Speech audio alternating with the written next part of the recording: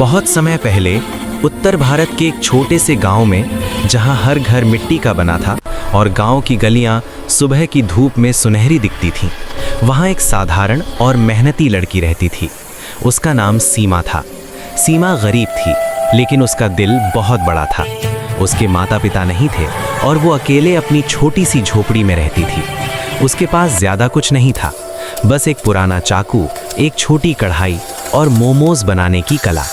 सीमा रोज सुबह जल्दी उठती। गांव के खेतों की मिट्टी की खुशबू और दूर से आती कुक्कड़ की आवाज़ के बीच वो अपने छोटे से स्टॉल पर मोमोज बनाना शुरू करती।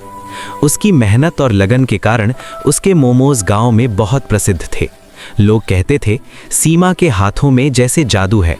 मोमोज इतने स्वादिष्ट कि हर कोई दोबारा लेने आता है। लेकिन सीमा गरीब थी। उसके पास पर्याप्त पैसे नहीं थे कि वो बड़े बाजार में दुकान खोले। उसका जीवन बहुत सरल था। वो दिन भर अपने स्टॉल पर खड़ी रहती और शाम तक जो भी पैसा कमाती वही उसके खाने और ज़रूरी चीज़ों में चला जाता।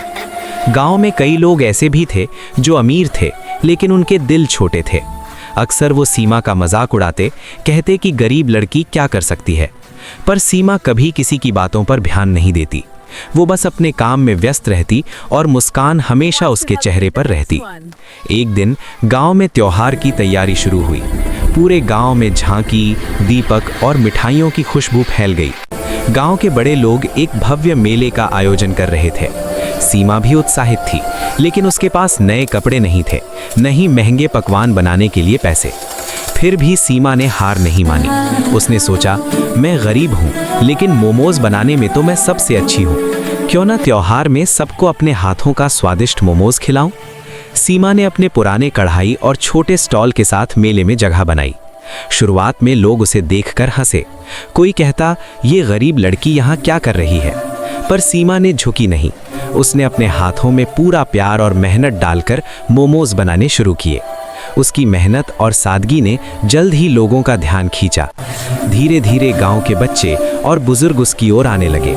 मोमोज खाते ही सभी चौंक गए। वाह, ये तो बहुत स्वादिष्ट है, उन्होंने कहा। कुछ अमीर व्यापारी भी ये देखकर हैरान थे। उन्होंने सीमा से कहा, हमारे मेले में इतनी मेहनत और प्यार से बनाया गया स्वाद ऐसा कभी नहीं मिला।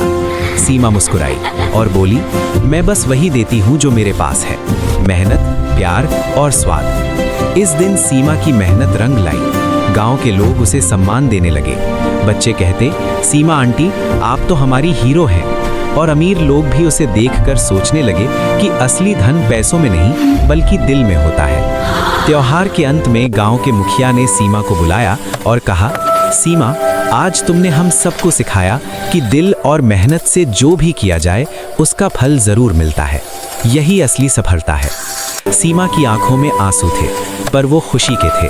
उसने सोचा, गरीबी कोई बाधा नहीं है, अगर इंसान मेहनत और प्यार से जीता है।